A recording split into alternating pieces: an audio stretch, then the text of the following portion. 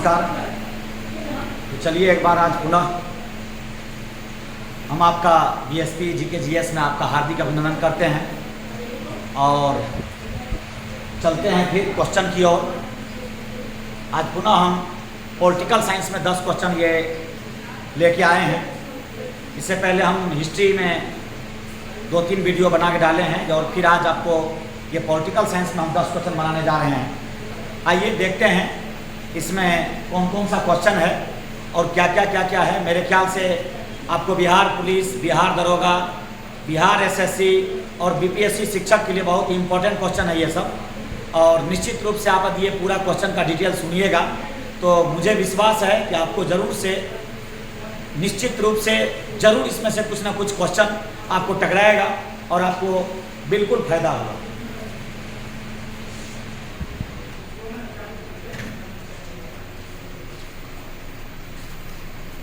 चलिए तो हम क्वेश्चन की ओर बढ़ते हैं। पहला क्वेश्चन आता है इसमें कि डॉक्टर अंबेडकर, पहला क्वेश्चन है डॉक्टर अंबेडकर के अनुसार कौन सा अनुच्छेद भारतीय संविधान की आत्मा कहलाता है या आत्मा है। संवैधानिक उपचारों का अधिकार भी कहा जाता है।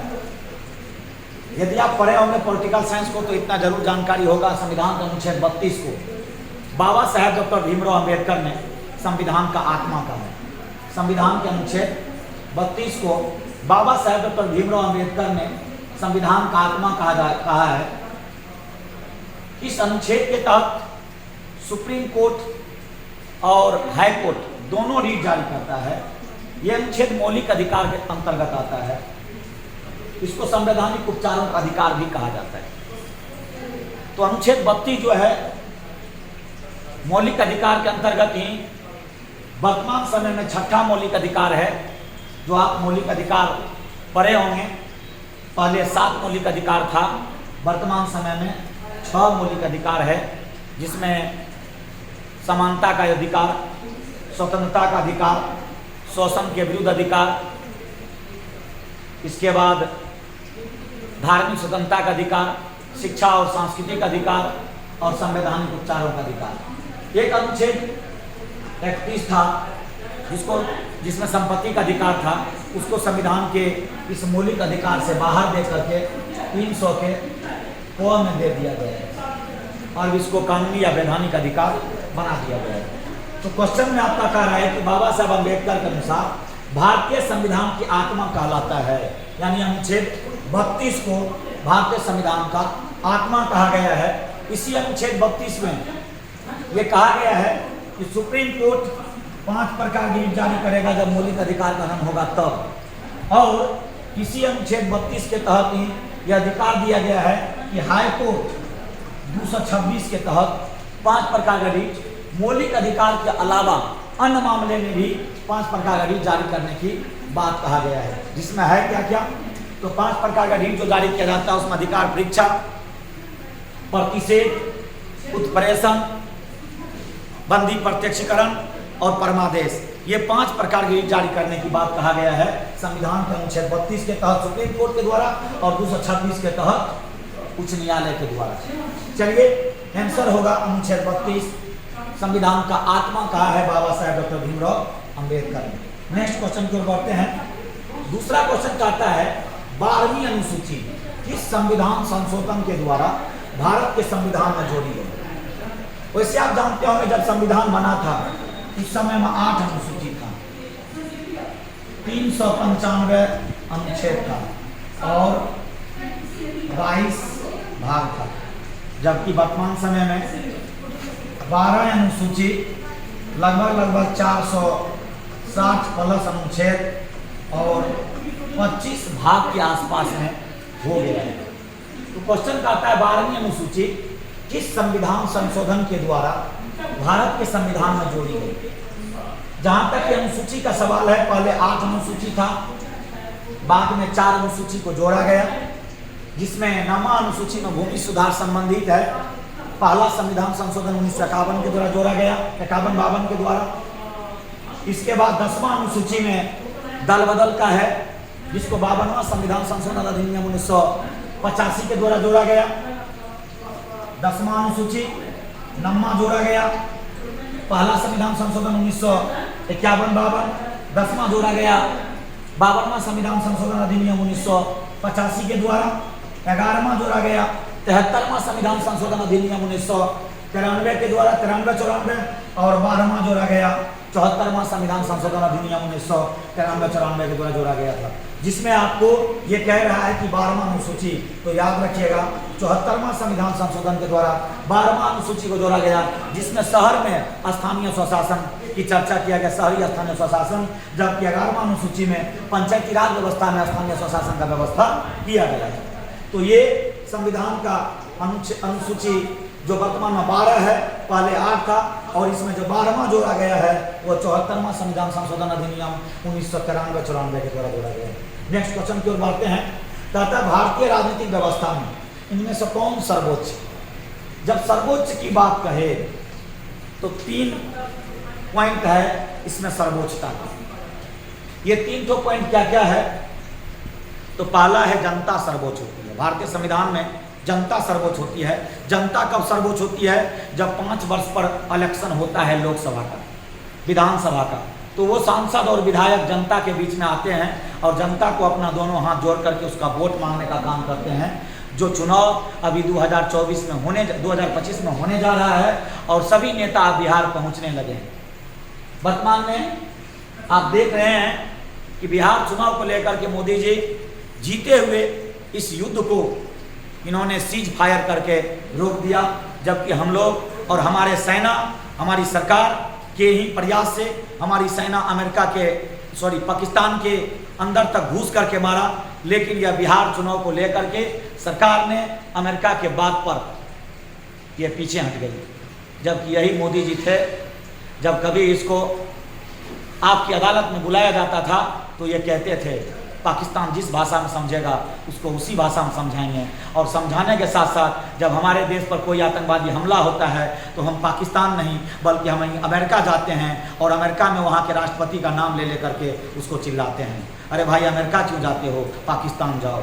मोदी जी गए तो पाकिस्तान, लेकिन फिर आधे रास्ता से लौट क्यों गए? इसी बार तो व्यवस्था था जो आप पीओके कहते हैं, वही पीओके लेने का और बलूचिस्तान को स्वतंत्र करने का यही मौका था, लेकिन आप आधे रास्ते से लौट गए। चलिए कोई बात नहीं है, आपका निर्णय है, आप सरकार चला रहे हैं, हमसे आप ज़्यादा समझ बूझ रखते हैं। और जहाँ तक सवाल है कि जब लोग पद पे जाता है तो सब लोग वहाँ जाने के बाद सिस्टम दुनिया समझ आती है, यह आपका व्यवस्था था, लेकिन हम लोग जितना समझते हैं वो हमने कहा, लेकिन हम पॉलिटिकल साइंस बता रहे हैं इसीलिए ये सब बात बोल रहे हैं। भारतीय राजनीतिक व्यवस्था में से कौन सर्वोच्च है? तो पहला है जनता।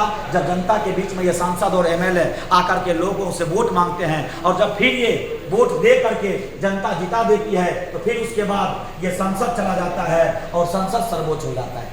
जब जनता जिता के भेज देती है तब संसद सर्वोच्च होता है, लेकिन जब संसद कानून बना देती है, लोकसभा और राज्यसभा मिलकर के, विधानसभा और विधान परिषद मिलकर के, तब जो है वो संविधान में चला जाता है वो कानून बन करके, और तब हो जाता है संविधान सर्वोच्च। तो आपके इस व्यवस्था में भारतीय राजनीतिक व्यवस्था में से कौन सर्वोच्च है? तो सर्वोच्चता की यदि बात किया जाए तो वो संविधान सर्वोच्च है। लेकिन जब कानून नहीं बना है तब संसद सर्वोच्च है, और जब संसद में लोकसभा और राज्यसभा और विधानसभा के सदस्य जीत कर नहीं गए हैं तब जनता सर्वोच्च, जनता सर्वोच्च। लेकिन अभी इस क्वेश्चन के हिसाब से आपका संविधान सर्वोच्च है और संविधान से ऊपर कोई नहीं है। तो भारतीय राजनीतिक व्यवस्था में कौन सर्वोच्च है? तो संविधान सर्वोच्च है। चलिए नेक्स्ट बढ़ते हैं। कहता है चौथा नंबर, पंचवर्षीय योजना का कहाँ के संविधान से लिया गया है? ये पंचवर्षीय योजना का जब बात हो तो याद रखिएगा नीति निर्देशक तत्व लिया गया है आयरलैंड के संविधान से। नीति निर्देशक तत्व लिया गया है आयरलैंड के संविधान से।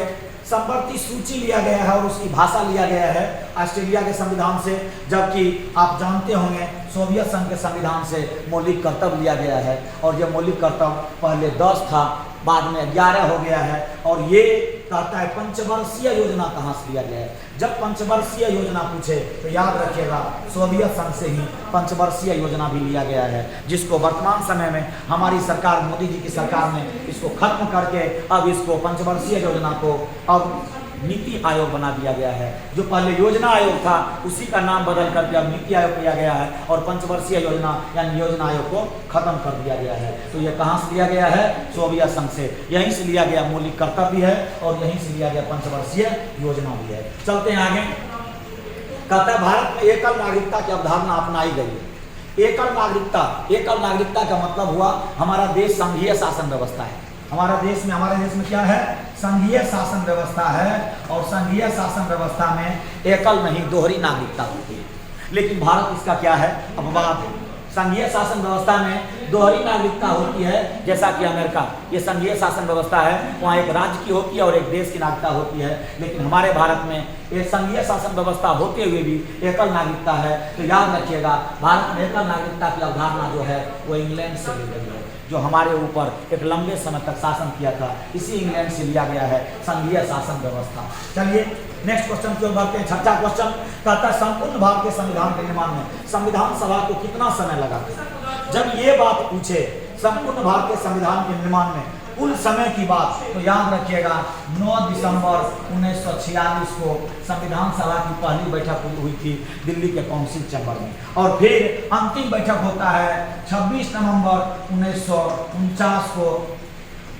और इस बीच में जब आप जोड़िएगा तो इस बीच में 9 दिसंबर 1946 से 26 नवंबर 1949 तक में ये पूरा समय होता है 2 वर्ष 11 महीना 18 दिन। यानी संविधान को बनाने में जो समय लगा वो 2 वर्ष 11 महीना 18 दिन का समय लगा। और 2 वर्ष 11 महीना 18 दिन में संविधान बन करके तैयार हो गया। इस प्रकार तैयार संविधान को 2 वर्ष 11 महीना 18 दिन में जो तैयार हुआ उसे 26 नवंबर को नहीं लागू करके 26 नवंबर को मात्र 15 अनुच्छेद को लागू किया गया। और इसके बाद कहा जाता है ये 26 नवंबर को नहीं लागू किया गया इसलिए कि 26 नवंबर को हमारा संविधान तो बन गया, लेकिन 26 जनवरी 1950 को भारत के राष्ट्रपति डॉक्टर राजेंद्र प्रसाद के द्वारा संविधान को लागू कर दिया। और जब लागू कर दिया तो हम सब उस दिन से गणतंत्र हो गए, जबकि हम लोग 15 अगस्त 1947 को ही हम लोग क्या हो गए? स्वतंत्र हो गए। लेकिन जहाँ तक कानून के हिसाब चलना शुरू हुआ, गणतंत्र हुए, तो हम लोग 2 वर्ष 11 महीना 18 दिन के बाद 9 दिसंबर 1946 से 26 नवंबर 1949 को संविधान बनकर तैयार हुआ। और तैयार संविधान को पूर्ण रूपेण 26 जनवरी 1950 को डॉक्टर राजेंद्र प्रसाद के द्वारा लागू किया गया। तो आंसर होगा संपूर्ण भारतीय संविधान निर्माण संविधान सभा में कितना समय लगा? तो 2 वर्ष 11 महीना 18 दिन। नेक्स्ट क्वेश्चन की ओर बढ़ते हैं। कहता है भारतीय संविधान सभा ने भारतीय राष्ट्रीय ध्वज की रूपरेखा को अंगीकार किया था। जो हमारा राष्ट्रीय ध्वज है, ये राष्ट्रीय ध्वज को कह रहा है कि किस दिन हम लोगों ने स्वीकार किया था। तो जब राष्ट्रीय ध्वज की बात हो तो सबसे पहली बात इस राष्ट्रीय ध्वज को, तिरंगा को फहराने का काम जर्मनी के स्टुटगार्ट में 1907 ईस्वी में किया गया था मैडम भिकाजी कामा के द्वारा। 1907 में मैडम भिकाजी कामा ने जर्मनी के स्टुटगार्ट में इस तिरंगा झंडा को क्या किया था? वो क्या की थी? फहराई थी जर्मनी के स्टुटगार्ट में 1907 ईस्वी में। अंतर्राष्ट्रीय समाजवादी कांग्रेस का ये सम्मेलन था, यहाँ ये फहराई थी। लेकिन उसके बाद जब बात किया जाए तो 1929 के लाहौर अधिवेशन में जवाहरलाल नेहरू ने यहाँ निर्णय लिया था कि अब हम लोग प्रत्येक 26 जनवरी को स्वतंत्रता दिवस के रूप में मनाएंगे। और ये पहली बार 1930 में हम लोगों ने पूरे देश में 26 जनवरी को स्वतंत्रता दिवस के रूप में मनाया। 1929 के लाहौर अधिवेशन में यह निर्णय लिया गया कि हम लोग प्रत्येक 26 जनवरी स्वतंत्रता दिवस के रूप में मनाएंगे और मनाना शुरू भी किया गया। पहला बार इसी दिन कहा जाता है, ये 27, 28, 29 1929 को 3 दिन जब अधिवेशन होता है लाहौर में, जवाहरलाल नेहरू अध्यक्षता करते हैं। इसी अधिवेशन में पूर्ण स्वराज का प्रस्ताव पारित किया गया और यहीं पर प्रत्येक 26 जनवरी को स्वतंत्रता दिवस मनाने का निश्चय किया गया। और यहीं पर कहा कि हम लोग 26 जनवरी को स्वतंत्रता दिवस मनाएंगे। इसी के बाद 31 दिसंबर 1929 को जवाहरलाल नेहरू ने रावी नदी के तट पर अपार जनसमूह के बीच कांग्रेसियों के सदस्य के बीच पहला बार तिरंगा झंडा को फहराया था, जिस तिरंगा झंडा का रूपरेखा तैयार करने वाले पिंगली वेंकैया थे। जबकि 1907 में जो तैयार किया गया था, झंडा फहराया गया जर्मनी के स्टुटगार्ट में, उसको मैडम भिकाजी कामा ने फहराई थी। तो यहाँ कह रहा है कि भारतीय संविधान ने भारतीय राष्ट्रीय ध्वज की रूपरेखा को अंगीकार कब किया, तो याद रखिएगा 22 जुलाई 1947 को, 22 जुलाई 1947 को भारतीय संविधान ने इसको क्या किया, अपना लिया था भारत के तिरंगा झंडा को, 22 जुलाई 1947 को। चलिए नेक्स्ट क्वेश्चन की ओर बढ़ते हैं। निम्नलिखित में से किसने संविधान सभा की सदस्यता अस्वीकार कर दी? संविधान सभा की सदस्यता अस्वीकार कर दी। यदि ऐसा क्वेश्चन पूछे तो याद रखिएगा पूरा संविधान सभा में कैबिनेट मिशन योजना के आधार पर 389 सदस्यों का व्यवस्था किया गया। उस समय पाकिस्तान और बांग्लादेश साथ था। 389 सदस्यों का व्यवस्था किया गया, जिसमें ये 296 पर चुनाव हुआ।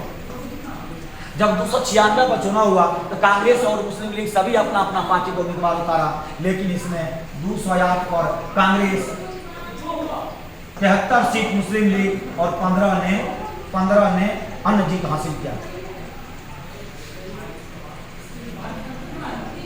5, 3, 8 और 16, तो 208 पर मुस्लिम कांग्रेस, 73 पर मुस्लिम लीग और 15 पर अन्य ने जीत हासिल किया। यही 15 सदस्य में बाबा साहब अम्बेडकर भी जीत करके आए थे ये बंगाल के ढाका सीट से, जबकि पहले ये महाराष्ट्र के पुणे सीट से इसको हरा दिया गया कांग्रेस के द्वारा, लेकिन बाद में ये बंगाल के ढाका सीट से मुसलमानों ने इसको जिता करके भेजा। और कहा जाता है 389 सदस्य में 296 का चुनाव हुआ और 93 सदस्य देसी रियासत से लाया गया, डायरेक्ट इसको नामित करके लाया गया। कहता है निम्नलिखित में किसने संविधान सभा की सदस्यता अस्वीकार कर दी? इस 296 सदस्य का जो चुनाव हुआ इसमें 2 व्यक्ति थे, एक तेज बहादुर से प्रभु था और एक जयप्रकाश नारायण थे। ये दोनों व्यक्ति ने सदस्यता लेने से इनकार कर दिया। तो ये जो क्वेश्चन कह रहा है निम्नलिखित में से किसने संविधान सभा की सदस्यता को अस्वीकार कर दिया, तो दोनों का आंसर होगा ही, लेकिन आंसर ए और बी ना होकर के आंसर बी होगा, क्योंकि ए और सी दोनों है। यानी ए और सी, तेज बहादुर स्वप्रभु भी और जयप्रकाश नारायण ने दोनों ये सदस्यता लेने से क्या कर दिया, इनकार कर दिया। चलिए नेक्स्ट क्वेश्चन की ओर बढ़ते हैं। नेक्स्ट क्वेश्चन कहता है संविधान सभा का पहला सत्र प्रारंभ हुआ। संविधान सभा का जब पहला सत्र पूछे कि पहला सत्र प्रारंभ कब हुआ था, तो कैबिनेट मिशन योजना के आधार पर जब भारत के संविधान के निर्माण का ये चुनाव हुआ और चुनाव होने के बाद जब संविधान सभा की पहली बैठक हुई तो वो 9 दिसंबर 1946 से हुई।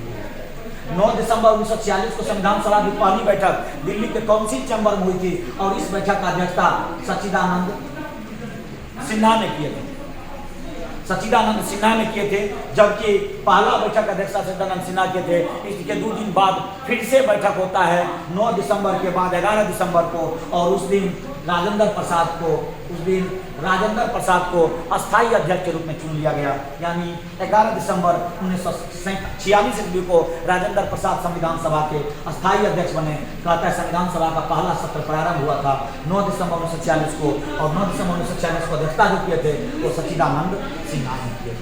आइए 10वां क्वेश्चन की ओर, अंतिम क्वेश्चन की ओर बढ़ते हैं। कहता मूल रूप से पारित संविधान में कितनी अनुसूचियां थी? जो मूल रूप से पारित संविधान अनुसूची की बात करें तो हम अभी थोड़ा देर पहले बताए थे, संविधान जब बना था 395 अनुच्छेद, 22 भाग और 8 अनुसूची, 22 भाग और 8 अनुसूची था। तो कहता मूल रूप से जो मूल संविधान था उसमें कितना अनुच्छेद था, क्या कहते हैं अनुसूची था, तो वो अनुसूची 8 था। वर्तमान समय में 12 अनुसूची है और वर्तमान समय में 8वां अनुसूची में भाषा के संबंध में चर्चा किया गया। 8वां अनुसूची में भाषा के संबंध में चर्चा किया गया है। जब संविधान बना था उस समय में 14 भाषा था, वर्तमान समय में 22 भाषा है। और आप जान लीजिए ये जो 22 भाषा है, 15वां भाषा को सिंधी भाषा को जोड़ा गया। 21वां संविधान संशोधन 1967 के द्वारा सिंधी को जोड़ा गया, जबकि नेपाली, मणिपुरी और कोंकणी ये 3 भाषा को जोड़ा गया। ये 73वां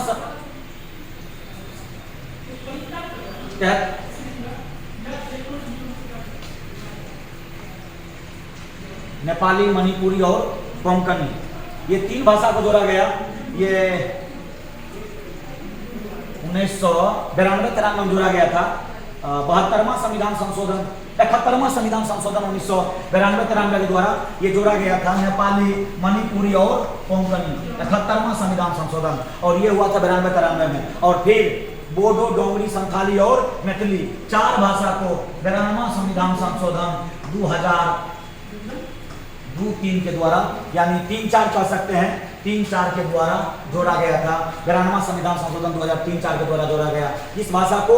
तो ये नेपाली, मणिपुरी, कोंकणी के बाद बोडो, डोगरी, संथाली और मैथिली, जिसमें हमारे इस इलाके के भी मैथिली भाषा को 22वां भाषा में जगह मिला हुआ है। तो भारत के इस 22 भाषा में जो 15वां भाषा था वो संथाली था, ये सिंधी था, 16वां, 17वां, 18वां भाषा नेपाली, मणिपुरी और कोंकणी था, और 19वां, 20वां, 21वां और 22वां भाषा के रूप में बोडो, डोगरी, संथाली और मैथिली था। 71वां के द्वारा नेपाली, मणिपुरी, कोंकणी, 92वां के द्वारा बोडो, डोगरी, संथाली और मैथिली, और 21वां के द्वारा ये क्या कहते हैं, सिंधी भाषा को जोड़ा गया। इस प्रकार आपका संविधान का ये मूल रूप से पारित संविधान में 8 अनुसूची थी, वर्तमान समय में बढ़ करके 12 हो गया है, वर्तमान समय में बढ़ करके 12 हो गया है। और अब ये बोले 12वां अनुसूची में स्थानीय स्वशासन में शहरी स्थानीय स्वशासन था, जो 74वां संविधान संशोधन के द्वारा भारत के संविधान के अनुसूची में जोड़ा गया है। इस प्रकार आपका ये 10 क्वेश्चन था, इंपॉर्टेंट क्वेश्चन है, निश्चित रूप से आपको किसी न किसी परीक्षा में इसमें से पूछेगा। बस यहीं पर रहने दीजिए। जय हिंद, जय भारत।